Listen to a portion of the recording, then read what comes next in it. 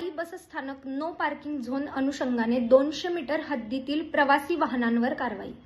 नमस्कार, आपण पाहताय युवा मराठी न्यूज। आमचे सातारा जिल्ह्याचे प्रतिनिधी श्री संजीव महामुनी यांनी दिलेल्या माहितीनुसार माननीय परिवहन मंत्री प्रताप सरनाईक, मुख्य सुरक्षा तथा दक्ष अधिकारी यांनी लेखी दिलेल्या आदेशान्वये बस स्थानकासमोर असलेल्या अवैध प्रवासी वाहनांवर 200 मीटर नो पार्किंग झोन अनुषंगाने स्थानिक पातळीवर माननीय पोलीस अधीक्षक निखिल पिंगळे यांची भेट घेऊन कार्यवाही करण्याचे आदेश दिले।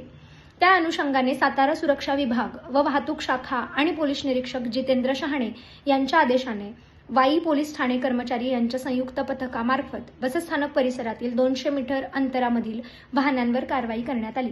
त्याचप्रमाणे सुरक्षा विभाग, वाहतूक शाखा यांचे मार्फत या परिसरातील वाहनधारकांना समुपदेशनाच्या माध्यमातून प्रवासी वाहने या परिसरात लावू नयेत, कायदे व नियम पाळून सहकार्य करावे आणि कार्यवाहीची कटुता टळावी असे आवाहनही करण्यात आले।